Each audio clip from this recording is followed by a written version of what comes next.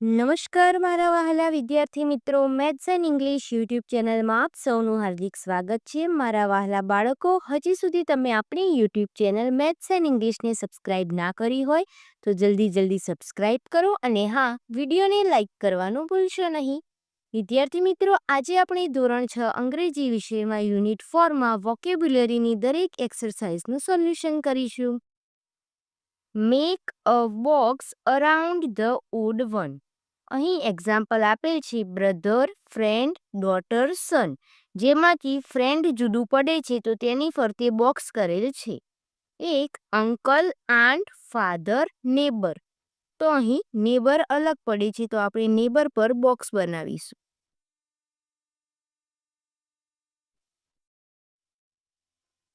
બે mother, ગ્રેન્ડમધર, grandfather, main.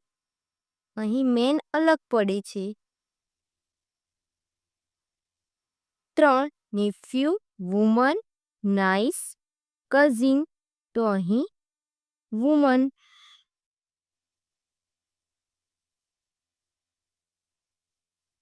4 sister, aunt, girl, uncle, girl. 5 father, cousin, boy, grandmother, boy.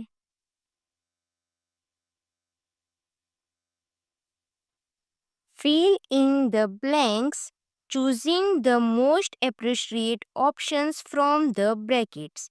અહીં કૌંસમાં આપેલા શબ્દને યોગ્ય રીતે આપણે ખાલી જગ્યામાં મૂકીને ખાલી જગ્યા પૂર્ણ કરવાની છે. Example, my grandma's daughter is my mother. એક my mother's sister is my, આપણી મમ્મીની બહેન આપણી માસી થાય એટલે કે aunt.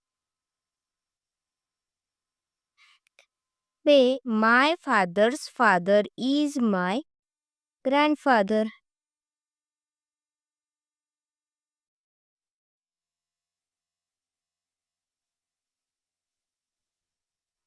3 my aunt's daughter is my cousin.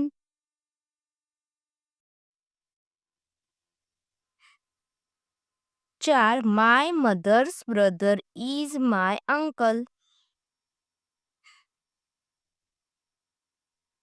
5 my brother's son is my nephew.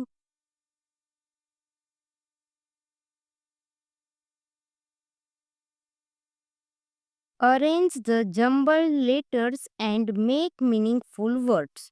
અહીં આપણને જે વર્ડ આપેલો છે તે જમ્બલ્ડ છે એટલે કે બધા જ લેટર આડાઅવળા છે, તેને આપણે લખી મીનિંગફુલ સ્પેલિંગ બનાવવાનો છે. જેમ કે અહીં બન્યું છે નાઇસ, એ જ રીતે અહીં બનશે આંટ.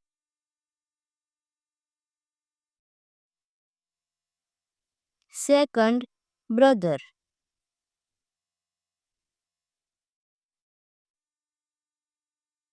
Third nephew.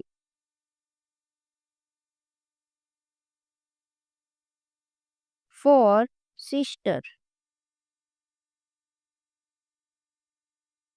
5 કઝિન.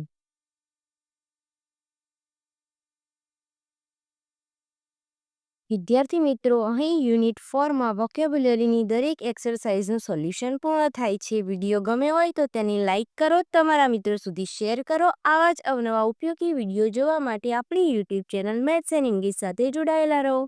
મળીએ એક નવા વિડીયો સાથે. ધન્યવાદ.